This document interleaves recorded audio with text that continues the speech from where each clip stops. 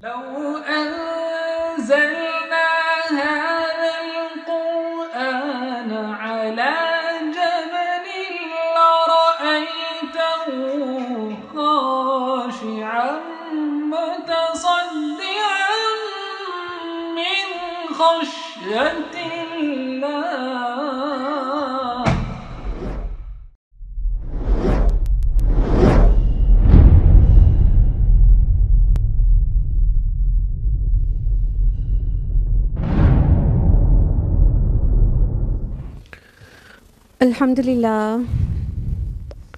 الحمدللہ وحدہ والصلاة والسلام علی من لا نبی بعد واعوذ باللہ من الشیطان الرجیم بسم اللہ الرحمن الرحیم شہر رمضان الذی انزل فیہ القرآن ھدی للناس وبینات من الھدی والفرقان.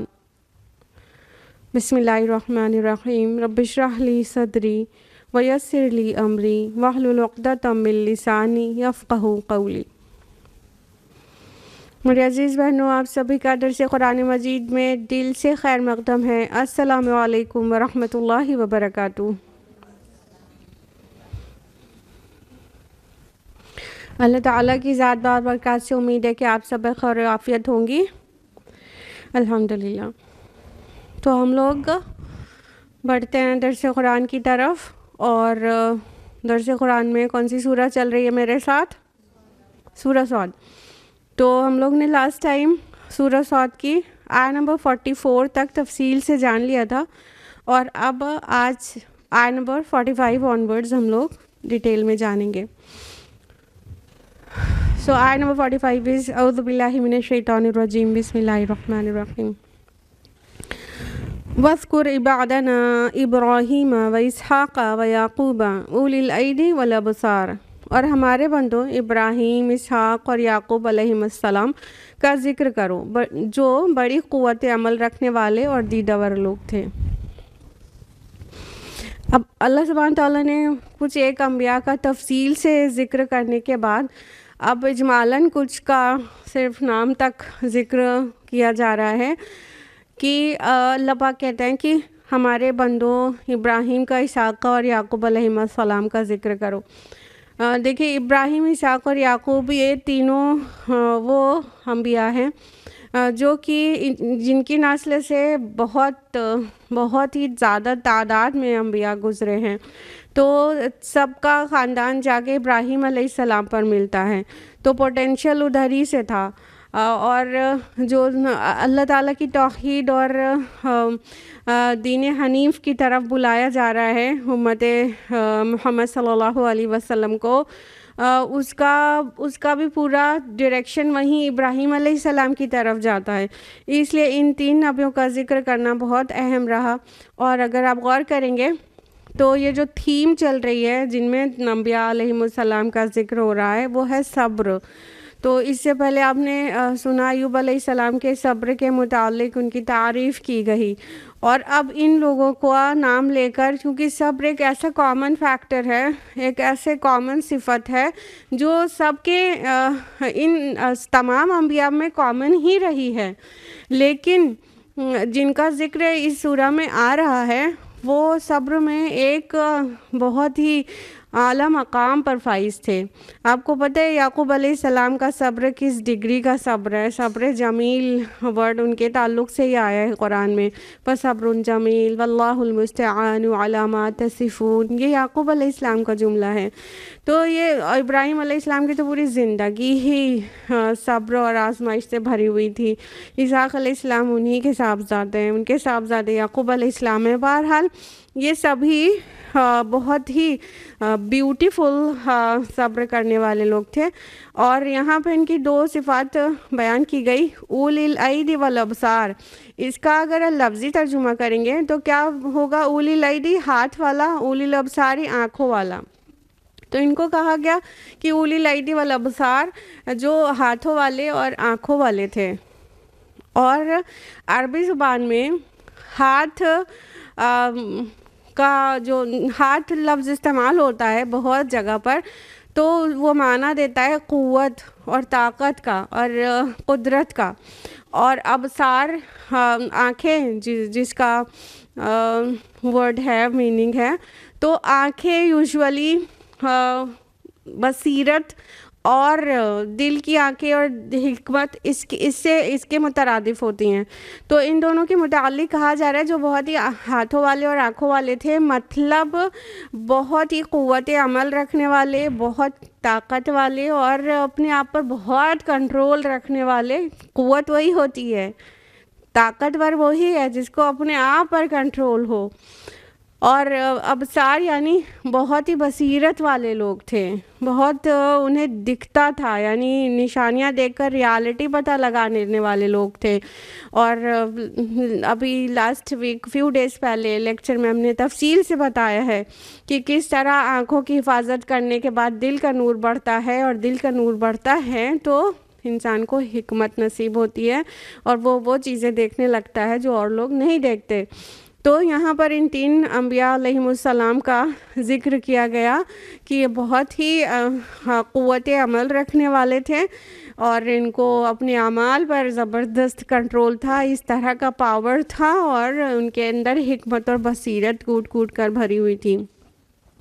انا اخلصناہم بخالصۃ ذکر الدار، ہم نے ان کو ایک خالص صفت کی بنا پر برگزیدہ کیا تھا اور وہ دار آخرت کی یاد تھی.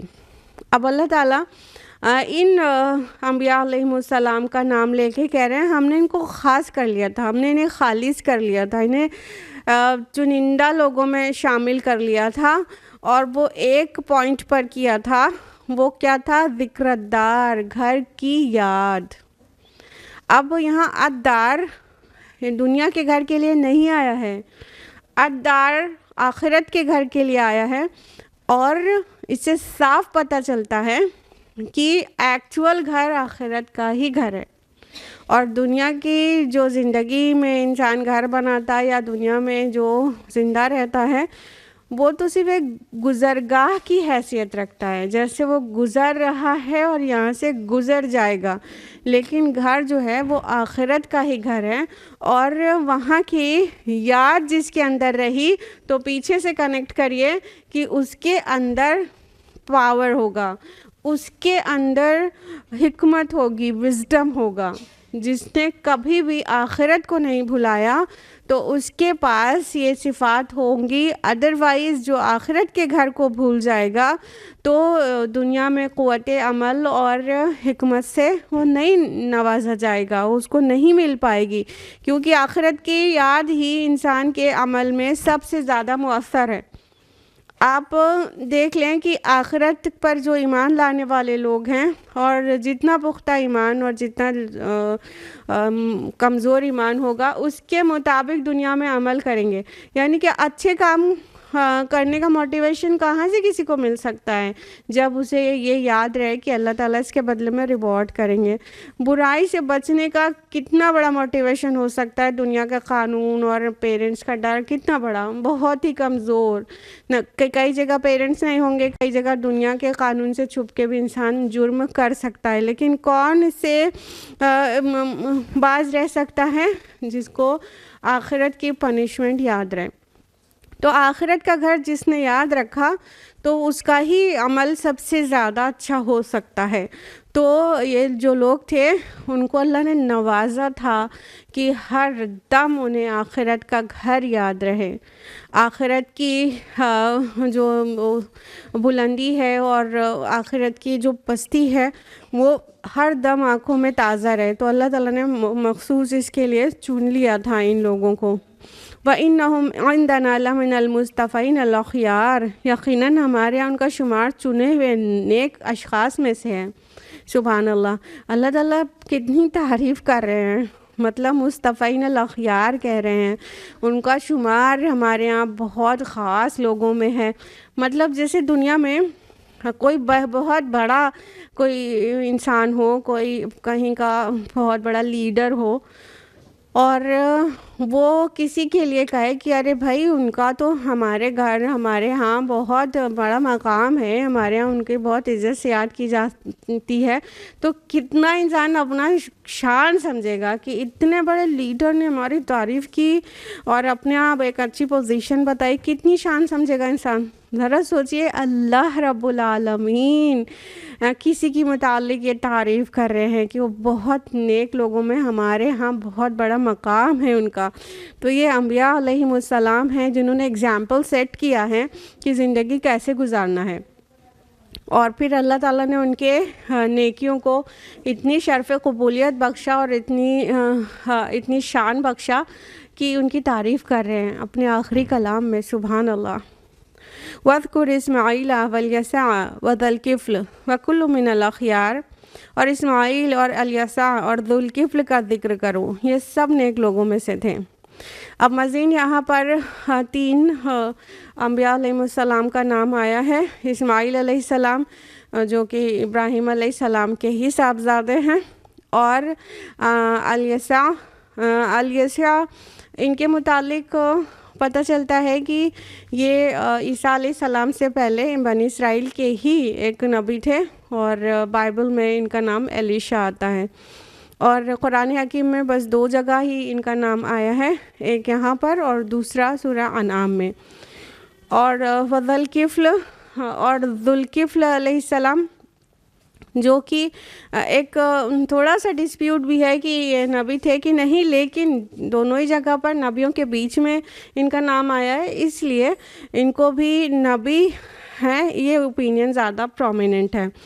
تو ان کا بھی 2 ہی جگہ پر قرآن مجید میں نام آیا ہے، ایک یہاں پر اور دوسرا سورہ انبیاء میں۔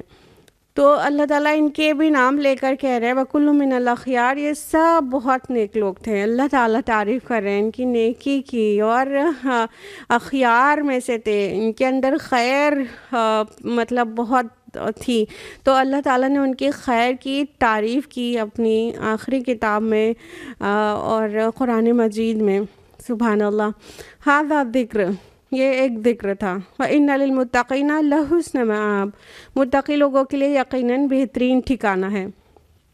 یعنی یہ جو پیچھے اتنے سارے انبیاء علیہم السلام کا تذکرہ آیا، کچھ کا صرف نام سے اجمالاً ذکر ہے اور کچھ کا تفصیل کے ساتھ ہے۔ پیچھے ہم لوگوں نے اس سے پہلے ایوب علیہ السلام اور اس کے پہلے سلیمان اور داؤد علیہم السلام، ان سب کے متعلق بھی جانا نا اسی سورہ میں۔ تو یہ سب کیا تھا؟ کیا یہ صرف ایک کوئی سٹوری تھی انٹرٹین ہونے کے لیے، اور جیسے قصے کہانیاں سنائی جاتی ہیں جسٹ فار انٹرٹینمنٹ، تو کیا یہ تھا؟ ہرگز نہیں۔ ھذا ذکر، یہ تو ایک نصیحت ہے، یہ تو ایک یاد دہانی ہے، یہ تو ایک قسم کی ریمائنڈر ہے آپ کے لیے کہ ان کی جو لائفز تھیں وہ ہمارے لیے ایک پرفیکٹ ریمائنڈر ہیں کہ زندگی یوں گزارنا ہے، اس طرح کرنا ہے، اور پھر انسان اچھے عمل کرتا ہے تو اللہ تعالیٰ ضرور اس کو شرف قبولیت بھی بخشتا ہے، اور اس کو اللہ تعالیٰ اس کی تعریف بھی کرتا ہے۔ اب اگلی کتاب تو نہیں آئے گی کہ آج کے اچھے اعمال والوں کی تعریف کی جائے، لیکن ظاہر ہے کہ اللہ تعالیٰ فرشتوں کی جماعت میں ان کا ذکر کرتا ہے۔ تو جو بتا دیا گیا کہ یہ پیچھے جو انبیاء علیہم السلام کی سرگزشت آپ کو پیش کی گئی ہے، یہ نصیحت کے لیے ہے اور عبرت کے لیے ہے اور موٹیویشن کے لیے ہے، ریمائنڈنگ کے لیے ہے کہ یہ سب اچھے لوگ تھے، ان کی زندگیاں ایسے تھیں، اور جیسے کہ ہم نے بتایا اس سورہ کی تھیم ہے صبر، تو یہ سب صبر کرنے والے لوگ تھے۔ اور فرمایا کہ یہ تو ایک نصیحت ہونے کے ساتھ ساتھ اب تم سنو کہ ان کے لیے کتنا اچھا ٹھکانہ ہے آخرت میں، یعنی اللہ تعالیٰ نے ان کے لیے کیا کیا انعام مہیا کر رکھا ہے۔ تو آخرت کے ٹھکانے کو، آخرت کے گھر کو کہا بہترین ٹھکانہ ہے، لحسن مآب، تو متقیوں کے لیے بہترین ٹھکانہ ہے۔ متقی وہی ہوتے ہیں جن کو ہر دم دل میں یہ یاد رہتا ہے کہ اللہ تعالیٰ دیکھ رہے ہیں اور ہم سے کوئی ایسا عمل نہ ہونے پائے جس سے اللہ ناراض ہو جائے اور اللہ کی نظر رحمت ہم سے پھر جائے۔ تو جو اس طرح بچ بچ کر زندگی گزارتے ہیں وہ متقی ہوتے ہیں۔ تو اب ان کے لیے کیسا ٹھکانہ ہے تفصیل سے جانیے. جنات عدن مفتحۃ لہم الابواب، ہمیشہ رہنے والی جنتیں ہیں جن کے دروازے ان کے لیے کھلے ہوئے ہوں گے. تو آخرت میں ان کو کہاں جانا ہے؟ جنت میں. کیسے جنت میں؟ عدن مطلب ہمیشگی والی جنت ہوگی، وہاں سے نکلنے کے لیے کوئی نہیں کہے گا. مفتحۃ لہم الابواب، ان کے لیے اس کے دروازے جو کھلے ہوئے ہوں گے. جب گھر میں کوئی بہت خاص گیسٹ آتا ہے تو گیٹ اندر سے بند کر کے تھوڑی رکھتے ہیں. بہت خاص گیسٹ آتا ہے، ایک ایک منٹ کی الٹی گنتے ہوتے ہیں اور گیٹ کو کھول کر رکھتے ہیں اور وہاں پہ کھڑے ہوتے ہیں ویلکم کرنے کے لیے. ایسا ہے نا، ہم خواتین نہیں، ظاہر ہے اب مرد حضرات آپ یہ نہ سوچیں کہ اب میرے گھر بھی کوئی گیسٹ آئے گا تو ہم بھی گیٹ پہ کھڑے ہو جائیں گے. تو مرد حضرات ضرور کھڑے ہوتے ہیں نا. تو خاص گیسٹ کے لیے وہ آ کے ڈور بیل تھوڑی نہیں رنگ کرتا. کوئی منسٹر آئے گا تو آپ امید کریں گے کیا وہ آ کے ڈور بیل رنگ کرے پھر آپ اپنا ہاتھ خالی ہو تو جا کے کھولیں؟ ایسا نہیں ہوتا نا، کھول کے رکھا جاتا ہے. تو بہت ہی مطلب عزت اور احترام کو ظاہر کرنے کے لیے کہا گیا. اور واللہ عالم کہ اس کے پیچھے اور کیا کیا میننگس چھپی ہوئی ہیں. There are so many scientific things also. تو کہا گیا کہ ان کے دروازے ان کے لیے کھلے ہوئے ہوں گے، یعنی وہ جا کے جب پہنچیں گے جنت کے دانے پر تو پھر کوئی کھولے ایسا نہیں ہوگا. ان کے ویلکم کے لیے وہاں پر فرشتے موجود ہوں گے، دروازے کھلے ہوئے ہوں گے. اور اگر ایسے دیکھے پورٹلز وغیرہ کے حساب میں سوچیں تو ابھی تو سب پورٹلز کے جو ڈورز ہیں سب بند ہیں نا، لیکن وہ جب پورٹلز کھلیں گے تبھی تو ایک دنیا سے دوسری دنیا میں جائے گا. یعنی جنت تو بہت ہائی ہے نا. تو اور وہ مطلب سمجھ لیجیے کہ پورے پلانٹس کے برابر کی جگہ ایک ایک انسان کی جنت ہوگی. Can you believe this? ابھی یہاں پہ زمین کے ٹکڑوں کے لیے لڑتا ہے انسان، آخرت میں اللہ تعالیٰ جس کو سب سے کم دے گا اس کو بھی یہ دنیا کی جو پوری دنیا ہے اس سے مینی فولڈس ملٹیپلائی کر کے اتنا بڑا پلانٹ دے گا. وہ جنت ہوگی اس کی. تو وہ سب پورٹلز بھی کھلے ہوں گے، یعنی وہ جانے کے لیے اب ان کے پاس راستے ہوں گے اور وہاں ویلکم کے لیے فرشتے کھڑے ہوں گے. متکئین فیہا یدعون فیہا بفاکہۃ کثیرۃ وشراب، ان میں وہ تکیہ لگائے بیٹھے ہوں گے، خوب فواکہ اور مشروبات طلب کر رہے ہوں گے. تو متکئین فیہا، اس سے پتہ چلتا ہے جیسے آرام کی حالت میں تکیہ لگا کے بیٹھنا، یہ مطلب ایک سمبولک ہے کہ بادشاہ لوگ اپنے تخت پر پیچھے تکیہ لگا کے اور آرام سے بیٹھتے تھے. تو اس سے مطلب امیجنیشن دیا گیا ہے، کیونکہ جنت میں اللہ تعالیٰ بادشاہی دیں گے. کچھ ایک خواہش نا انسان کی ایک دم فطری ہے، اندر دبی رہتی ہے، وہ پوری نہیں ہو پاتی دنیا میں. جیسے کہ انسان جو ہے بادشاہت اور حکومت اور اقتدار چاہتا رہتا ہے اور ہر ایک کو تو نہیں مل جاتی. تو اللہ تعالیٰ یہ خواہش پوری کریں گے اور ابدی بادشاہی دیں گے، ہمیشگی والی بادشاہی دیں گے. وہ بادشاہ بنے گا اور پھر وہ کبھی چینے گا بھی نہیں، الیکشن ہو کے وہ کوئی اور نہیں آ جائے گا. تو وہ ابدی بادشاہی دیں گے. انسان کے اندر دوام کی بھی ایک وہ خواہش چھپی رہتی ہے کہ موت نہ آئے، ہمیشہ رہ سکتا کاش. کتنے ریسرچز ہو رہے ہیں نا ایجنگ کے اوپر اور موت کو روکنے کے اوپر، کوئی بھی کامیاب نہیں ہوتا. یعنی انسان چاہ رہا ہے کہ وہ مرے نہیں، تو یہ نہیں ہو سکتا ہے دنیا میں. تو اللہ تعالیٰ وہاں ابدی زندگی دیں گے. اور انسان کی ایسی سی خواہش وہاں پوری ہوگی جو دنیا میں پوری ہو ہی نہیں سکتی تھی. تو وہ ساری دبی ہوئی خواہشات بھی صرف تھوڑا سا ضبط نفس اور صبر کے ساتھ اس زندگی کو گزار لینے کے بعد وہ ساری خواہشات بھی پوری ہونے لگے گی. اور انسان چاہتا ہے کہ کن فیکون، اللہ کی طرح ہمارے پاس بھی کچھ ایسے ہو جائے کہ بس ہم جو چاہیں وہ ہو جائے، جو کہیں بس وہ ہو جائے اور ٹائم اینڈ اسپیس سے اوپر ہو جائے. لیکن ایسا نہیں ہوتا ہے کیونکہ ہم ٹائم اینڈ اسپیس کمپلیکس میں رہتے ہیں. تو کن فیکون ہمارے پاس تو نہیں ہے کہ بس ہم نے کہا اور ہو جائے. یہاں ہر چیز ہونے میں ٹائم لگتا ہے اور جو خواہش کرے فوراً بنا منہ سے مانگے ہوئے وہ چیز پوری ہو جائے، یہ نہیں ہوتا ہے دنیا میں. یہ جنت میں ملے گا. سبحان اللہ. بس مطلب انسان جو چاہے گا وہ ہو جائے گا بس، اور اس کی دل کی خواہش مانگی ہوئی چیز بھی ملے گی اور خواہش والی چیز بھی مل جائے گی کہ ابھی اسے کہنا بھی نہیں پڑا اور وہ چیز اس کو مل گئی. یہاں پہ بہت سارے کمپرومائزز ہیں، بہت سارے کمپرومائزز ہیں، بہت سارے ایڈجسٹمنٹس ہیں، اور جو ایڈجسٹ نہ کر سکے اس کو میل ایڈجسٹمنٹ کا شکار، ایک ڈیزیز کا شکار کہا جاتا ہے. تو وہاں کوئی ایڈجسٹمنٹس نہیں ہے اور وہاں کوئی بھی کمپرومائزز نہیں ہے کہ اتنا، مطلب زندگی میں کمپرومائز تو ہے ہی، کچھ پانے کے لیے کچھ کھونا تو پڑتا ہی ہے، لیکن وہاں کوئی کمپرومائزز نہیں ہے، بلکہ وہ بادشاہوں کی طرح عیش سے تکیہ لگائے بیٹھے ہوں گے، اور وہاں میوے اور کچھ مشروبات ایسے گردش کر رہے ہوں گے جس کو وہ، مطلب جو لے کے سرو کرنے والے جو لڑکے ہوں گے، وہ غلمان، وہ بہت زیادہ خوبصورت ہوں گے، جیسے کہ چھپائے ہوئے موتی، اتنے خوبصورت. یعنی یہاں پہ ویٹرز کو بہت اچھا لباس بھی پہنا دیں تو کتنا خوبصورت دکھے گا. چھپا ہوا موتی تو کوئی بھی ویٹر نہیں دکھتا ہم لوگ کو 5 اسٹار ہوٹل میں بھی، لیکن وہاں پر اس طرح ہوگا. تو جو کچھ وہ چاہیں گے ان کو وہ حاضر کریں گے، لا کے انسٹنٹلی حاضر کریں گے. یہاں پہ شراب سے مراد مشروبات ہیں، ڈرنکس ہیں، بیوریجز ہیں، نہ کہ یہاں پر شراب سے مراد فقط خمر ہے، یعنی کہ شراب، جو اس کو اردو میں شراب جس کو کہتے ہیں.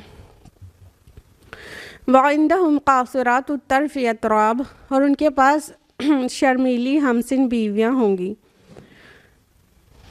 دیکھیے، ایک متقی انسان اپنے کردار کی بھی بہت حفاظت کرتا ہے، اپنی آنکھوں کی بہت حفاظت کرتا ہے، جس کی وجہ سے اسے ناجائز طریقے سے کوئی لذت ملتی نہیں ہے دنیا میں. تو اللہ تعالیٰ جائز اس کی لذتیں اس کو ساری دے دے گا، اور اس کے پاس حوریں ہوں گی اور بیویاں بہت خوبصورت ہوں گی. اور قاصرات الطرف کہا گیا جب فیمیل کا ذکر آئے اور قاصرات الطرف کہا جائے، یعنی نگاہوں کو بچانے والیاں، یعنی نگاہوں کو قصر کرنے والیاں، ان شارٹ کہہ سکتے ہیں شرمیلی اور بہت ہی باحیا.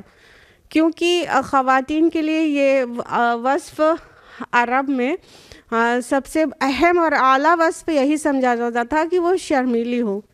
اور نہ صرف عرب میں، ابھی سے کچھ پہلے تک ہم سب کے کلچر میں بھی باحیا اور شرمیلی عورت کو اچھا سمجھا جاتا تھا. ابھی ریسنٹلی سب کچھ بگڑا ہوا ہے کہ جو جتنا ٹکٹکی باندھ کے مردوں سے بات کر سکے، تب بولڈ ہے، کانفیڈنٹ ہے، اس کی تعریفیں کی جائیں گی اور اس کی شرم حیا پہ بات نہیں کی جائے گی. تو اب باحیا نہ ہونا کوئی عیب کی بات نہیں رہ گئی، اور باحیا ہونا کوئی تعریف کی بات نہیں رہ گئی. لیکن ان جنرل فطرت میں تو یہی ہے کہ خواتین باحیا ہی اچھی لگتی ہیں. نامحرموں سے ٹکٹکی باندھ کے باتیں کرنا، ان کی جو نظریں ہیں سامنے اٹھا کے اور ان کی آنکھ میں آنکھ ڈال کے باتیں کرنا خواتین کے حسن کے خلاف ہے. ان کا حسن ان کی حیا میں ہی ہے. تو وہاں پہ جو عورتیں ہوں گی نا، وہ بہت ہی شرمیلی اور بہت ہی نظر کو قابو میں رکھنے والیاں اور اچھی اور خوبصورت ہوں گی، اور ان کی آنکھیں بھی بہت خوبصورت ہوں گی. اور اطراب جو کہا گیا نا، تو تراب مینس کیا ہوتا ہے بتائیے؟ تراب مینس مٹی. تو اطراب جو ہے آتا ہے ہمسن کے لیے، جو ہم عمروں، سیم ایج کے گروپ کے لوگ ہوں. تو اطراب ان سہیلیوں کو عرب میں کہتے تھے جو مٹی میں ساتھ کھیلی ہوں. تو ساتھ میں کون کھیلتا ہے؟ برابر کے عمر کے لوگ ہی کھیلتے ہیں نا. تو جو لوگ برابر کے عمر کے ہوں ان کو بھی پھر اطراب کہا جانے لگا عرف عام میں، یعنی اب ہمسن کے لیے یہ یوز ہونے لگا. تو اطراب مینس اپنے شوہروں کی ہم عمر ہوں گی. عمر کے ہم عمر ہونا، عمر کے قریب قریب میں ہونا، اس سے انڈرسٹینڈنگ بھی بہت اچھی رہتی ہے اور ایک دوسرے کے جذبات کو بھی بہتر سمجھ سکتا ہے. بہت اونچے نیچے میں تھوڑا سا ڈفرینس آ سکتا ہے. تو ہم عمر ہوں گی، خوبصورت ہوں گی، شرمیلی ہوں گی، نگاہوں کو جھکانے والیاں ہوں گی، تاکہ وہ جو جنتی مرد ہیں وہ ان کو جو دنیا میں انہوں نے اپنی نظروں کی حفاظت کی نا، اس کا ناجائز طریقے سے جو لذتیں نہیں لی، تو سب کچھ اللہ تعالیٰ انہیں بڑھا چڑھا کر، جائز طریقے سے بڑھا چڑھا کر ان کو انعام کی شکل میں دے۔ ھذا ما توعدون لیوم الحساب، یہ وہ چیزیں ہیں جنہیں حساب کے دن عطا کرنے کا تم سے وعدہ کیا جا رہا ہے۔ اب اللہ تعالیٰ وعدہ کر رہے ہیں کہ یہ جو چیزیں بتا رہے ہیں نا، اس کا تم سے پکا وعدہ ہے، اور جب وہاں ملے گا تو یاد دلایا جائے گا یہ وہی چیز ہے جس کا وعدہ تم دیے گئے تھے۔ تو اللہ سے سچا وعدہ کس کا ہوگا؟ تو اللہ تعالیٰ وعدہ کر رہے ہیں کہ اپنے کردار کو سنبھالو، اپنے آپ کو، اپنے اعمال کو سنبھالو، تم کو یہ نعمتیں تمہارے لیے تیار کر کے رکھی ہے۔ آپ کو پتہ ہے نبی صلی اللہ علیہ وسلم معراج میں جنت اور جہنم کا پورا وہ مطلب اس کو وزٹ کر کے آ گئے تھے، تو آپ نے دیکھا ہے وہ سب چیزیں تیار رکھی ہوئی ہیں، اور قیامت کا آنا، حساب و کتاب کا ہونا، بس اس کے بعد سب کو اپنے ڈیسٹینیشن پہ پہنچنا ہے۔ تو وہ ڈیسٹینیشن کو بیوٹیفائی کر کے آلریڈی رکھا گیا ہے۔ تو اللہ تعالیٰ کہہ رہے ہیں کہ یہ جو چیزیں ہیں، نعمتیں ہیں، انعام ہیں، وہ وعدہ ہے اللہ کی طرف سے پکا، اور تم یہ پکا ہی یہ سب چیزیں دیے جانے والے ہو، اور حساب کے دن تم کو یہ سب دیا جائے گا۔ یعنی بیچ میں یوم الحساب آئے گا، اپنا plus minus credit debit clear کرنا ہوگا، پھر جس کا سب کچھ کلیئر رہا وہ دوڑتے بھاگتے پھر وہ جنت میں چلا جائے گا، بہت فاسٹ اسپیڈ سے پلسرات سے گزر کر۔ ان ھذا لرزقنا ما لہ من نفاد، یہ ہمارا رزق ہے جو کبھی ختم ہونے والا نہیں۔ اب جنت میں جو کچھ ملے گا اس میں سب سے اہم بات تو یہی ہے کہ وہ کبھی ختم نہیں ہوگا۔ دو بہت اہم باتیں ہیں، یہ کہ رزق جو ملے گا وہ کبھی ختم نہیں ہوگا، یعنی وہ ہمیشگی والا ہوگا، اور دوسرا یہ کہ وہ بہت بہتر ہوگا جو دنیا میں انسان نے بڑھتا ہے۔ تو یہاں کی کوئی بھی نعمت ہو، کوئی بہت زیادہ لگژریز میں بھی رہ رہا ہو تو سونے کا بیڈ ہوگا اس کا، یا سونے کی کار ہوگی، کتنی لگژری میں رہے گا، اس سے زیادہ وہ کر نہیں سکتا۔ تو دنیا میں تو بہت ساری چیزیں ایسی ہیں ہی نہیں کہ اس جنت کا کوئی مقابلہ کر سکے، ہر چیز کی کوالٹی فار سپیریئر ہوگی۔ تو اس لیے تو ایک تو یہ ہو گیا کہ وہ بہتر ہے آخرت میں، اور دوسرا یہ ہو گیا کہ وہ ہمیشگی والا ہے۔ دنیا میں یہ بڑا مسئلہ ہے نا کہ جو کچھ بھی ہو پھر چھن تو جاتا ہی ہے، بہت عیش میں بھی کوئی رہے گا، موت اسے جدا کر دے گی ان نعمتوں سے، ہے نا، تو وہ چھن جائے گا۔ لیکن جنت میں جو کچھ ملے گا وہ کبھی بھی نہیں چھنے گا، وہ ہمیشگی والا ہوگا۔ ایک حدیث مشہور ہے، اور کئی اس محدثین نے اس کو روایت بھی کیا ہے، بخاری میں بھی ہے اور ترمذی میں بھی ہے، بہت جگہ پر ہے، کہ جب جنتی جنت میں چلے جائیں گے اور جہنمی جہنم میں چلے جائیں گے، تو ایک چتکبرا مینڈھا لایا جائے گا جنت جہنم کے درمیان میں، اور جنت والوں کو آواز دیا جائے گا، پکارا جائے گا، تو وہ ڈر جائیں گے کہ کہیں یہاں سے نکالنے کے لیے تو نہیں کہا جائے گا۔ پھر جہنمیوں کو آواز دیا جائے گا تو وہ خوش ہو جائیں گے، سوچیں گے کہ کہیں یہاں سے نکالنے کے لیے تو اناؤنسمنٹ نہیں ہونے والا ہے۔ پھر وہ تیسری بار وہ پکارنے والا پکارے گا اور پھر بتا دے گا کہ یہ موت ہے، پھر اس کو ذبح کر دے گا فرشتہ، اور پھر خبر دے گا کہ اے جنتیوں، تم کو مبارک ہو، تم کو کبھی موت نہیں آئے گی، اور جس عیش میں ہو تم ہمیشہ اس میں رہو گے، اللہم ربنا اجعلنا منہم۔ اور پھر جہنمیوں سے کہے گا کہ اب تم کو موت کبھی نہیں آئے گی، تو کیونکہ جس میں ہو اب تم اسی میں رہو گے۔ تو جنتی مزید خوش ہو جائیں گے، جہنمی مزید غم میں چلے جائیں گے، کیونکہ ہمیشگی والا عذاب و ثواب بتایا جا رہا ہے۔ تو جنت میں جو کچھ ہے وہ سب کے پہنچ جانے کے بعد انہیں دکھا دیا جائے گا کہ جب موت کو تو اب ذبح کر دیا، موت کو موت آ گئی، اب نہیں آئے گی موت، انسان ہمیشگی والا ہونا پسند کرتا ہے نا، اسے موت نہ آئے، تو جنت میں جانے کے بعد موت نہیں آئے گی، یہاں والی موت تو آ کے رہے گی، اور یہاں پہ اتنا کیا ہی سجانا ہے، یہ اصل گھر تو ہے ہی نہیں، یہ تو گزرگاہ ہے، اصل گھر تو اللہ نے خود ہی سجا کے رکھا ہے، بس تھوڑا صبر و استقامت، شکر اور اللہ کی اور اللہ کے رسول کے بتائے طریقے پر اپنی زندگی کو ڈھالنا ہے، بس اتنا سا کرنا ہے، پھر ابدی بادشاہی، ابدی نعمتیں ہمیشہ والی، کبھی نہ ختم ہونے والی۔ ھذا وَإِنَّ لِلطَّاغِينَ لَشَرَّ مَآبٍ، یہ تو ہے متقیوں کا انجام، اور سرکشوں کے لیے بدترین ٹھکانہ ہے۔ اب دیکھیں سائملٹینیس کنٹراسٹ آ گیا کہ جنت کی نعمتوں کا ذکر کیا گیا، تو ظاہر ہے جو نہیں مان کر دے رہے ہیں ان کی شامت بھی بتانی چاہیے کہ وہ خود اپنی شامت بلا رہے ہیں اور اس کا کیا انجام ہوگا۔ اور یاد رکھیے یہ سورہ مکی ہے، تو نبی صلی اللہ علیہ وسلم کا ایڈریس ایسے لوگوں سے ہے جو سالہ سال سے پکار رہے ہیں، وہ مان کر نہیں دے رہے ہیں اور وہ ایمان نہیں لا رہے ہیں اور نبی صلی اللہ علیہ وسلم کی تکذیب کر رہے ہیں۔ تو یہ ساری آیات اس لیے ہیں کہ ان کے جو مخاطب اول تھے وہ جو اچھے کام کر رہے ہیں وہ خوش ہو جائیں، یعنی کہ تبشیر، اور جو مان کر نہیں دے رہے ہیں وہ ان کو ڈرا دیا جائے۔ تو اب ڈرانے والی آیات ہو رہی ہیں، لیکن وہیں تک نہیں نا، وہ تو مخاطب اول تھے، ظاہر ہے یہ قیامت تک کے لیے ہے اور ریمائنڈر ہے، قرآن تو الذکر ہے، دا ریمائنڈر۔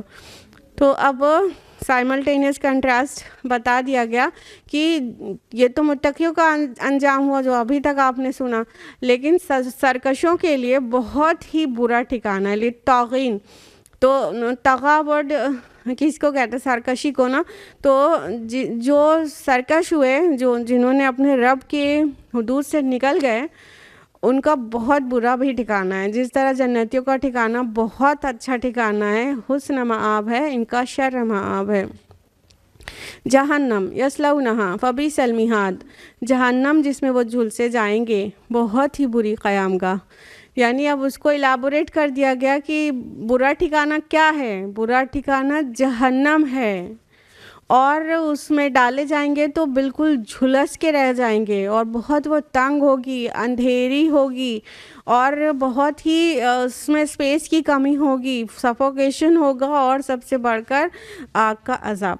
تو یہ بہت ہی بری قیام گاہ ہے۔ مہاد کس کو کہتے ہیں؟ مہادہ سے ہے نا، مہاد مینس بچھونا ہوتا ہے، تو وہ بہت ہی برا بچھونا ہے، بہت ہی برا ٹھکانہ ہے، بہت ہی بری کارپیٹ ہے جس پہ وہ بیٹھیں گے اور اس پہ رہیں گے۔ ھذا فلیذوقوہ حمیم وغساق، یہ ہے ان کے لیے، پس وہ مزہ چکھیں کھولتے ہوئے پانی اور پیپ و لہو کا۔ وآخر من شکلہ ازواج، اور اسی قسم کی دوسری تلخیوں کا۔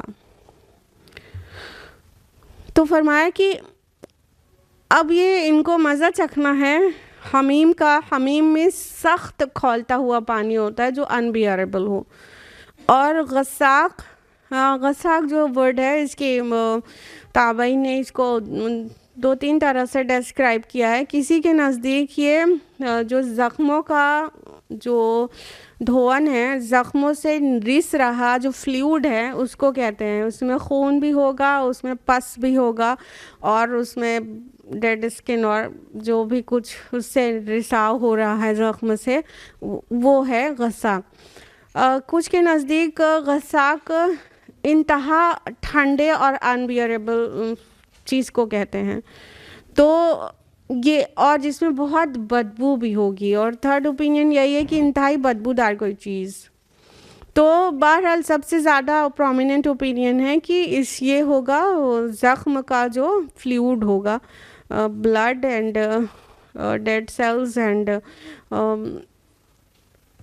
جو وہ پیپ ہوتا ہے، پس، وہ سب، تو یہ وہ بھی کھولتے ہوئے اسٹیٹ میں، تو یہ دیا جائے گا انہیں پینے کے لیے۔ یعنی جب آگ میں جائے گا کوئی تو پیاس کس ڈگری میں لگے گی، تو جب جسم کا پانی سوکھے گا تو پیاس لگے گی، پیاس بہت زیادہ لگے گی، تو یہ ہوگا کہ اب کچھ بھی پینے کو مل جائے، بس لیکوڈ کچھ مل جائے، تو لیکوڈ مانگیں گے تو کھولتا ہوا پانی اور زخموں کا یہ رشتہ ہوا دھون یہ دیا جائے گا جس کو بادل نخواستہ وہ پی لیں گے اور پھر ان کی آنتیں نکل جائیں گی دوبر کے راستے سے پوری نکل کے باہر ہو جائیں گی.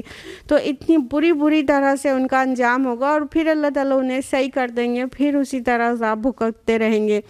اور یہ تو کچھ ایک چیزوں کا ذکر کیا گیا نا, فرمایا کہ اسی طرح دوسری تلخیوں سے بھی دو چار ہوں گے اور بھی بری چیزوں کو فیس کرنا ہوگا. جس طرح نہ ہی جنت کے سارے انعامات بیان کیے گئے ہیں قرآن میں, تو اسی طرح جہنم کے بھی ساری طرح کی سزا نہیں بیان کی گئی ہے کہ کن کن چیزوں سے انہیں پنش کیا جائے گا. تو کہا کہ وآخر من شکلہ ازواج, اسی قسم کے دوسری بھی چیزیں ان کو فیس کرنی ہوگی وہاں پہ. اللہم لا تجعلنا منہم ھذا فوج مقتحم معکم, یہ ایک لشکر تمہارے سامنے گزر چلا آ رہا ہے. لا مرحبا بہم, کوئی خوش آمدید نہیں ان کے لیے. انہم صالوا النار, یہ آگ میں جھلسنے والے ہیں. تو یہ جو لیڈرز ہوتے ہیں برائی کے, جو غلط کام کی طرف بلاتے ہیں لوگوں کو اور حق سے روک دیتے ہیں, بیچ میں آ جاتے ہیں, عوام کے لیڈر بن کے, برائی کے لیڈر بن کے سامنے آ جاتے ہیں. یہ وہ لوگ کیا کہیں گے جب وہ اپنے پیرووں کو اپنی طرف آتے ہوئے دیکھیں گے, تو کیا کہیں گے کہ یہ ایک اور لشکر ہے جو چلا آ رہا ہے. یعنی اب ان کے پیروکار جو تھے اب ان کا ذمہ اپنے اوپر نہیں لیں گے, بلکہ کہیں گے لا مرحبا بہم, ان کے لیے کوئی ویلکم نہیں ہے. مطلب جنت میں تو ایسا عالیشان ویلکم ہوگا کہ کھلا ہے سب دروازے اس کے, اور وہاں پر سلام اور سلام سے جنتی فرشتے ویلکم کر رہے جنتیوں کا. سبحان اللہ, ایک دوسرے کو بھی سلام کر رہے ہیں اور فرشتے بھی ویلکم کر رہے ہیں. لیکن یہاں پہ کوئی ویلکم نہیں ہوگا. لا مرحبا بہم, مرحبا ویلکم کے لیے کہتا ہے نا, مرحبا اہلاً و سہلاً مرحبا, یہ عرب کا کلچر ہے نا. تو کہیں گے کہ کوئی خوش آمدید نہیں ان کے لیے, اور یہ بھی بس آئیں گے اور یہ بھی جھلسیں گے. اب یہ جھلسنے والے ہیں, یعنی وہ آتے ہوئے دیکھ کے وہ لیڈرز اپنے پیرووں کو آتا ہوا دیکھ کر یہ کہیں گے قالوا بل انتم لا مرحبا بکم, وہ ان کو جواب دیں گے نہیں بلکہ تم ہی جھلسائے جا رہے ہو اور کوئی خیر مقدم نہیں تمہارے لیے. انتم قدمتموہ لنا فبئس القرار, اور تم ہی نے تو یہ انجام ہمارے آگے لائے ہو اور کیسی بری یہ جائے قرار ہے. تو اب جو پیروکار جو بلائنڈ فالوورز ہیں, جو دنیا میں یہ سوچ کے بہت ریلیکس رہتے ہیں کہ اگر کچھ غلط ہوا بھی نا تو ان کے ذمہ جائے گا, انہوں نے اس طرف بلایا تھا, بہت آرام سے ریلیکس ہو جاتے ہیں کہ ہم کو تو یہی بتایا جا رہا ہے صحیح, اب اسی کو فالو کر لیتے ہیں, جواب اس کو بتانے والا دے گا اور ہم کو اس طرف بلانے والا دے گا. ایسا بالکل نہیں ہے, جواب دونوں کو مل کے دینا ہے. تو جب پیروکار جائیں گے, ہاں ان کی جماعت گھسے گی. اب غور کریے گا, پہلے لیڈرز جائیں گے, پہلے لیڈرز جہنم میں داخل ہوں گے جنہوں نے لوگوں کو مس گائیڈ کیا تھا اور ان کے مس لیڈ کرنے کی وجہ سے وہ گمراہ ہو گئے تھے. لیکن جو گمراہ ہو گئے وہ بھی اتنے بھولے نہیں ہیں, کیونکہ وہ چاہتے ہی تھے کچھ اسی طرح کی چیز مل جائے, ذمہ داری کوئی اور اپنے اوپر لے لے اور ہم عیش کرتے پھریں. تو وہ جب سارے پیروکار فالوورز جہنم کی طرف ٹھوسے جائیں گے تو وہ کہیں گے کہ یہ تو تم ہی ہو نا جس کی وجہ سے ہم بھی آج یہاں ہیں. یعنی جہنم کے دروازے پہ لڑائی جھگڑا شروع ہو جائے گا کہ تمہاری وجہ سے ہم بھی یہاں پہنچے ہیں, اور یہ کتنی بری جگہ ہے جہاں پر ہم پہنچے ہیں, یہ تو تم ہو, تمہارے لیے کوئی مرحبا نہیں, تمہارے لیے کوئی ویلکم نہیں, تمہاری وجہ سے تو ہم بھی یہاں پہنچ گئے, اور کتنی بری قرار کی جگہ ہے یہ. قالوا ربنا من قدم لنا هذا فزده عذابا ضعفا من النار عذابا فی النار فزده عذابا ضعفا فی النار. پھر وہ کہیں گے اے ہمارے رب, جس نے ہمیں اس انجام کو پہنچانے کا بندوبست کیا اس کو دوزخ کا دوہرا عذاب دے. اب جب یہ سامنے سامنے آ کے ایک دوسرے سے جھگڑا بھی کر رہے ہیں، پھر اب ان کو کیا کرنا ہے، پیروکاروں کو دیکھ رہے ہیں اپنے لیڈرز کو کہ یہ بھی یہاں تو آ گئے لیکن ان کو ہم سے زیادہ سزا ملنی چاہیے، ان کی وجہ سے ہم آئے ہیں تو ان کو اور زیادہ سزا ملنا چاہیے. یہ برائی کی طرف کال دینے والے تھے تو اللہ تعالیٰ سے دعا مانگنے لگیں گے کہ اے رب یہ لوگ ہیں نا جنہوں نے سب کو گمراہ کیا تھا، یہ بہتوں کے ایمان نہ لانے کا باعث بنے، یہ بہتوں کو غلط راستے پہ لانے کی وجہ بنے، اس لیے ان کو بڑھا کے عذاب دیجیے. دیکھیے ضعفن جو ورڈ آیا ہے تو ضعف مینس صرف ڈبل نہیں ہوتا بلکہ ملٹیپلائی کر کے ہوتا ہے. تو ملٹیپلائی لیسٹ ہوتا ہے تو پھر وہ ڈبل ہوتا ہے. تو دو مطلب اور ترجمے میں آسانی کے لیے دوہرا عذاب ایسے کہہ دیا جاتا ہے. تو لیکن ملٹیپلائی کرنا بھی اس کا کہیں پہ دوہرا واقعی میننگ نکلتی ہے کہ ڈبل، اور کہیں پہ مینی فولڈس ملٹیپلائی کر کے یہ میننگ بھی نکلتی ہے.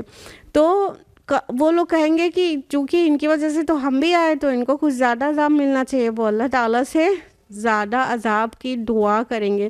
یہاں پر تو ان کا جواب درج نہیں ہے، دوسرے مقامات پر آتا ہے کہ اللہ تعالیٰ کہیں گے سبھی کو دہرائیں، تم جاؤ اب تمہارے لیے چاہے واویلا مچاؤ چاہے صبر کرو، دونوں برابر ہے. قالوا ما لنا لا نرى رجالا كنا نعدهم من الاشرار، اور وہ آپس میں کہیں گے کیا بات ہے ہم ان لوگوں کو نہیں دیکھتے جنہیں ہم دنیا میں برا سمجھتے تھے. اتخذناہم سخریا ام زاغت عنہم الابصار، ہم نے یوں ہی ان کا مذاق بنا لیا تھا یا وہ کہیں نظروں سے اوجھل ہیں. اب یہ سارے برے لوگ تو غلط کام کرنے والے لوگ تو جو اس وقت ایک جتھا بنے ہوئے تھے، ایک طاقت بنے ہوئے تھے، ایک دوسرے کو کوآپریٹ کر رہے تھے، یہ لوگ تو سب وہاں ایک دوسرے کو دیکھ رہے ہیں، لیکن ان کو وہ لوگ نہیں دکھتے جن کو کہ یہ برا سمجھتے تھے، جن کو یہ نیچا سمجھتے تھے. بعض اسکالرز نے اس کے پیچھے منشن کیا ہے کہ ابو جہل نے کہا کہ وہ کہاں ہیں، بلال کہاں ہیں اور عمار کہاں ہیں اور یہ لوگ کہاں ہیں. مطلب وہ جو غلام طبقہ تھا اور کمزور لوگ تھے تو ان کا مذاق بھی اڑاتے تھے، یہ عیش پرست لوگ اور کفار اور مشرکین مذاق بھی اڑاتے تھے اور ان کو مطلب گھٹیا معذلہ تصور کرتے تھے. تو جب وہ وہاں آپس میں لڑنا جھگڑنا تو ان کا ہوتا رہے گا، لیکن ساتھ ہی ان کو ہوش آئے گا کہ ارے وہ لوگ نہیں دکھ رہے ہیں جن کو ہم شر سمجھتے تھے، اشرار سمجھتے تھے، جن کو غلط سمجھتے تھے، جن کو چھوٹا سمجھتے تھے، جن کے متعلق ان کا تصور تھا کہ ان کو اگر اللہ تعالیٰ ان سے راضی ہوتا تو دنیا میں بھی تو دیتا، انہیں دنیا میں بھی نہیں ملے گا، آخرت میں بھی نہیں ملے گا. ہم سے راضی ہے تو ہمیں اتنا دیے ہوا ہے نا. آج بھی یہ تھاٹ کیری کرتے ہیں لوگ کہ اگر اللہ ناراض ہوتا تو ہمیں یہ سب کچھ جو ملا ہے وہ ملا ہی کیوں ہوتا. گویا دنیا کی جو نعمتیں ہیں اس کو تصور کرتے ہیں اور ریلیٹ کرتے ہیں نیکی اور دینداری سے، جبکہ ایسا بالکل بھی نہیں ہے. دنیا میں جس کو ملا ہے کوئی ثبوت نہیں کہ اللہ اس سے راضی ہے، اور جس کو نہیں ملا ہے یہ بھی اس کا ثبوت نہیں کہ اللہ اس سے ناراض ہے. اس کا الٹا بھی بالکل ہو ہی سکتا ہے. تو مطلب کرائیٹیرین یہ ہے ہی نہیں کہ دنیا کی مال و دولت عیش و عشرت کا ملنا اللہ کی رضا ناراضگی سے کچھ بھی ریلیشن رکھتی ہو. تو جب یہ دیکھیں گے کہ وہ صحابہ جو فقراء صحابہ، وہ جو غریب اور غلام طبقے کے صحابہ کوئی نہیں دکھ رہے ہیں ان کو، تو ہم نیچا سمجھتے تھے وہ تو نہیں دکھ رہے ہیں، تب انہیں سیلف ریئلائزیشن ہوگا، کہیں گے کہ مطلب ہم نے یوں ہی ان کا مذاق بنا لیا تھا، یا تو وہ ہماری نظروں سے اوجھل ہیں، مطلب کہیں اور پر ہیں کیا جو ہمیں نہیں دکھ رہے ہیں. یعنی وہ کہنے کا مطلب اندر ایڈمٹ کر رہے ہیں کہ وہ ہمیں یہاں نہیں دکھ رہے ہیں، یعنی کہ وہ اعلیٰ مقام میں ہیں. تفصیلات یہاں پہ تو نہیں ہیں، کچھ تفاسیر میں ایسا ملتا ہے کہ پھر جنت سے انہیں دکھا دیا جائے گا کہ وہ کتنا عیش میں ہیں، اور انہیں ڈکلیئر کر دیا جائے گا کہ دیکھو یہ لوگ، وہ کہیں گے کہ ہم نے اپنے رب کا وعدہ سچ پایا، کیا تم نے بھی سچ پایا؟ یہ تو قرآن میں ہی ہے کہ ہم نے اپنے رب کا وعدہ سچ پایا، کیا تم نے بھی پایا؟ تو تب کہیں گے ہار مان کے کہ ہاں ہم نے بھی اپنے رب کا وعدہ سچ پایا.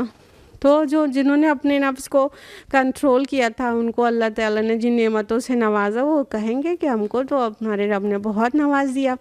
اور یہاں پہ ٹیکنالوجی جو ورک کرے گی وہ ہم لوگ تصور بھی نہیں کر سکتے کہ آخر جنت میں بیٹھا ہوا ایک شخص جہنم کو وہیں باتیں کرتے کرتے دیکھ لے گا اور اس سے باتیں کرنے لگے گا. تو اور اسی طرح جہنم میں بھی ٹیکنالوجی ایسے ہی زبردست ورک کرے گی کہ ان کو جنت دکھا دی جائے گی، جبکہ اونچائی نیچائی کا تو مطلب ہم لوگ تصور نہیں کر سکتے کہ کتنا اونچا ہے. مدینہ میں ایک زوردار کی آواز سنائی پڑی تو اللہ کے رسول صلی اللہ علیہ وسلم نے فرمایا کہ جانتے ہو یہ کیسی آواز تھی؟ صحابہ نے کہا اللہ اور اس کے رسول بہتر جانتے ہیں. تو اللہ کے رسول صلی اللہ علیہ وسلم نے فرمایا کہ یہ ایک پتھر تھا جو 70 سال پہلے جہنم میں گرا تھا اور اب پہنچ گیا ہے. اس کی آواز تھی 70 سال تک گرتا رہا تھا وہ پتھر. تو ذرا سوچئے کہ ہم لوگ کتنی اونچائی تصور کر سکتے ہیں. سب بڑے بڑے اسکائی اسکرائپرز پہ اوپر سے کوئی گر جائے تو سیکنڈز میں نیچے آ جائے گا. 70 سال تک اتنی گہری تو جہنم ہے. اور جنت کی بلندی کا کیا ہی کہیے، جو وہ ہے جنت الفردوس ہے، اس کی چھت اللہ تعالیٰ کا عرش ہے. تو اتنی اونچی جنتیں اور اتنی نیچی جہنم، اور کمیونیکیشن ہو جائے گا اور پورا ان کو کوئی بھی ٹی وی آن کرنے کی ضرورت نہیں پڑے گی اور کوئی وہ آن لائن کال دینے کی ضرورت نہیں پڑے گی. سب کچھ ایسے ہی اوپر سے نیچے، نیچے سے اوپر دکھ رہا ہوگا. سبحان اللہ. تو اس طرح اللہ تعالیٰ واضح کرتے ہیں کہ جو حق پہ چلے وہ وہاں ان کو نہیں نظر آ رہے. وہ دنیا میں انہیں گھٹیا جانتے تھے، ان کو اللہ تعالیٰ نے چن لیا اور ان کو نعمتوں میں رکھا ہے. قل انما انا منذر وما من الہ الا اللہ الواحد القہار. اے نبی صلی اللہ علیہ وسلم ان سے کہیے کہ میں تو بس خبردار کر دینے والا ہوں، کوئی حقیقی معبود نہیں مگر اللہ جو یکتا ہے سب پر غالب. اب یہ انداز نا اختتامی انداز شروع ہو گیا سورہ کا. جس طرح سورہ شروع ہوئی تھی توحید کے ساتھ اور دلائل کے ساتھ، اسی طرح سورہ ختم بھی ہوگی. تو اللہ تعالیٰ کہہ رہے ہیں کہ اے نبی ان سے کہہ دیجئے کہ میں تم پر داروغہ تو ہوں نہیں، میں تو منذر ہوں، میں تو صرف خبردار کرنے والا ہوں. میں تمہارے اوپر کوئی وکیل نہیں ہوں. تمہارے اعمال کا مجھ سے تھوڑی پوچھا جائے گا. میرا کام ہے تبلیغ کر دینا، میرا کام ہے پہنچا دینا اور تمہیں ڈرا دینا. چونکہ ایڈریس گناہ گاروں سے ہے تو اس لیے منذر صرف آیا ہے. نبیوں کی شان کیا ہوتی ہے؟ وہ نذیر بھی ہوتے ہیں اور وہ بشیر بھی ہوتے ہیں. تو بشارت تو نیکوکاروں کے لیے ہی ہے. یہاں پہ تو گناہ گاروں کی بات ہو رہی ہے. تو فرمایا میں صرف خبردار کر دینے والا ہوں، تم کو ڈرا دوں. لوگ کہتے ہیں ڈراؤ مت. ڈراؤ کیوں نہیں ڈراؤ؟ بڑے لوگ کو ڈراؤ، چھوٹے چھوٹے بچوں کو مت ڈراؤ. ہاں بڑے جو صاحب عقل ہیں ان کو ڈراؤ، ان کو خبردار کرنا چاہیے. کیونکہ نصیحت اٹ ریئلی ورکس. کچھ لوگوں پہ ورک کرتی ہے، سب پہ نہیں کرتی. کیونکہ جس کو نصیحت اور ہدایت قبول کرنے کی کوئی خواہش ہی نہ ہو تو اس پر ورک نہیں کرے گی.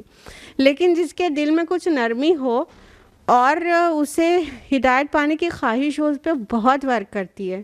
اس لیے ڈرانا چاہیے. ہو سکتا ہے وہ غلط کر رہا ہو لیکن اسے احساس نہیں ہو. اسے احساس دلایا جائے تو مان جاتا ہے. کتنے ہی ٹرانسفارمیشن آپ جانتے ہیں، کتنے ہی لوگوں کی لائف میں ایک دم ٹرانسفارم ہو کے رہ گئی. پہلے کیسے تھے اور بعد میں کیسے اچھے ہو گئے.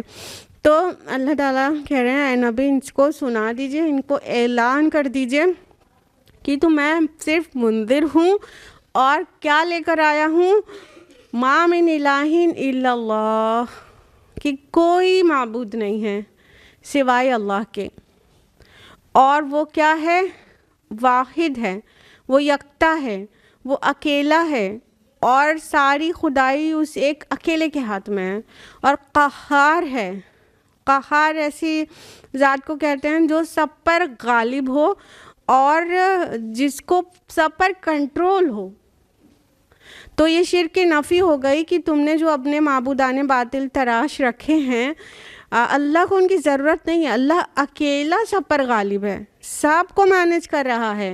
ان کو اللہ تعالیٰ کو ضرورت نہیں کہ ان کے کچھ ہیلپرز ہوں اور وہ تو دنیا کائنات کو مینیج کرنے میں کچھ چھوٹے چھوٹے خدا بھی ہوں تو اس سے ہیلپ لے لے. وہ نہیں، وہ قہار ہے. تم نے کیا حرکت کر کے رکھی ہے اس ذات کے ساتھ کہ جو چھوٹے چھوٹے خدا بنا رکھے اسمال جی گاڈس، وہ گاڈس کی اسے یکسر ضرورت نہیں ہے، بلکہ وہ اکیلے سب کو اچھی طرح سے غلبے کے ساتھ مینیج کیے ہوا ہے، اور وہ اکیلے مینیج کرنے کے لیے بہت کافی ہے. اس کے علاوہ کوئی الہ نہیں، کوئی معبود نہیں. مکی صورتوں میں کیا ہے؟ یہی ایمانیات ثلاثہ، ایمان باللہ، ایمان بالآخر، ایمان بالرسالہ، یہی موضوع ہے، اور زوردار طریقے سے ہے. ہم کو اپنے اپنے توحید کو بھی بہت چیک کرنا چاہیے کہ کہاں پر سٹینڈ کرتی ہے ہماری اور آپ کی توحید، کیونکہ اتنی توحید کی آیات ہونے کا کیا مطلب ہے؟ کیا یہ مشرکوں کو خالی ایڈریس کر رہی ہے؟ ظاہر ہے ہم سب کے لیے ہے. اور دجالی فتنے کا دور ہے، اینڈ ٹائم میں دجال کا خروج بھی ہونا ہے، اور اس ٹائم پر جو بچنے کی ایک راہ ہے وہ صرف پختہ ایمان اور پکا توحید ہے. جس کی توحید میں پختگی نہیں رہی وہ سب دجال کو ہی خدا بنا کے بیٹھ جائیں گے اور اب ایمان سے ہاتھ دھو لیں گے. جو تھوڑا موڑا رہے گا، پختہ توحید رہے گی تو دجال سے بھی وہ بچ نکلیں گے. تو اس لیے توحید پر اپنے کو ٹیسٹ کریں، اپنے آپ کو آئینے میں رکھ کے دیکھیں قرآن کے سامنے کہ ہم کہاں سٹینڈ کر رہے ہیں. کیا ہمارا ایمان اتنا پختہ ہے کہ ہم دجالی دور دیکھ لیں تو ہم سروائیو کر پائیں گے اپنے ایمان کے ساتھ، کہ ہم منہ کے بل چلے جائیں گے؟ اللہ تعالی ہماری اور آپ کی حفاظت کرے، ہمارے اور آپ کے ایمان کی حفاظت کرے. رب السماوات والارض وما بینہما العزیز الغفار، آسمان اور زمین کا مالک اور ان ساری چیزوں کا مالک جو اس کے درمیان ہے، زبردست اور درگزر کرنے والا. یہ اس کی صفات بیان کر دی گئی کہ یہ جو الہ ہے وہ کیا ہے. آسمان کا رب ہے، زمین کا رب ہے. جب قرآن میں آسمان اور زمین کا رب یا اس طرح آسمان اور زمین الفاظ آئیں تو اس کا مطلب ہوتا ہے کائنات. قرآن نے کوئی دقیق الفاظ استعمال نہیں کیے ہیں. زمین اور آسمان کا مطلب the entire یونیورس، کیونکہ زمین جس پہ ہم رہ رہے ہیں، پھر زمین کے اوپر نیچے ہر طرف جو ہے وہ کیا ہے؟ آسمان ہے. تو یہ زمین اور آسمان مل گئے تو اب کیا ہوا؟ the entire یونیورس اس کا مطلب ہوا، کیونکہ زمین کے اوپر نیچے ہر طرف ہی تو آسمان ہے نا. اس کی جو جیومیٹری ہے حدیث کی روشنی میں اور علماء کی جو اوپینین ہے وہ کیا ہے کہ جیسے ایگ شیل کے اندر ایگ ہوتا ہے اس طرح سے انکیپسولیٹ کیا ہوا ہے آسمان زمین کو، اور ایک سے دوسرا آسمان، دوسرے سے تیسرا چوتھا، سب ایسے انکیپسولیٹ کیا ہوا ہے. تو زمین آسمان بول لیں تو مطلب پوری کائنات، تو پوری کائنات کا رب. اور جب ان دونوں کے بیچ میں جو کچھ ہے تو اب کچھ بچتا ہی نہیں نا، سب چیز کا رب. سارے لیونگ جس کو ہم لوگ نان لیونگ سمجھتے ہیں، وہ بھی کیا پتہ لیونگ ہو، ہمیں پتہ نہیں ہے، ان سب کا رب ہے. اور وہ کیا ہے؟ اس کی دو صفات یہاں پہ بھی بیان کی گئی. العزیز، دا ایبسلیوٹ اتھارٹی، بہت ہی زبردست، اور الغفار، بہت ہی درگزر کرنے والا. یعنی وہ اتنا زبردست ہے کہ تم اس کے پکڑ سے نکل نہیں سکتے. تم کو الٹیمیٹلی پلٹ کر وہیں جانا ہے اور تم وہاں سے نکل کے کہیں بھاگ نہیں سکتے. اور اتنا غفور ہے کہ غفار ہے، اور کہ وہ اتنا معاف کرتا ہے تم کو، تمہارے دن بھر میں بے شمار غلطیوں کو معاف کرتا ہے. اسی وجہ سے تم زمین میں چل رہے ہو، نہیں تو ایک بھی جاندار نہیں بچتا. تو یہ دو صفات بیان کر کے واضح کر دیا گیا کہ بات یہ نہیں ہے کہ تم اس کے پکڑ سے نکلے جا رہے ہو اور وہ تمہیں پکڑ نہیں پا رہا ہے، دن رات شرک کر رہے ہو، بلکہ بات یہ ہے کہ وہ بہت ہی مغفرت کرتا رہتا ہے پل پل، اور ہے تو بہت طاقتور کہ فائنلی تو تم نہیں نکل کے بھاگ سکتے کہیں. قل ہوا نبأ عظیم، ان سے کہو یہ ایک بڑی خبر ہے. انتم عنہ معرضون، جس کو سن کر تم منہ پھیرتے ہو. یعنی جو خبر دی جا رہی ہے کہ آخرت میں ایکچولی کیا ہونا ہے، اس کے پیچھے جہنم اور جنت کا بیان تھا نا. تو اور اللہ تعالیٰ کس قدر عزیز ہے، غفار ہے اور سب چیز کا رب ہے، یہ ساری چیز خبر کے طور پہ تمہیں بتائی جا رہی ہے اور تم اس سے منہ موڑ رہے ہو، آنے والے دن سے تم منہ موڑ رہے ہو، حساب و کتاب سے تم منہ موڑ رہے ہو، جبکہ یہ نبأ عظیم ہے، بہت بڑی خبر ہے۔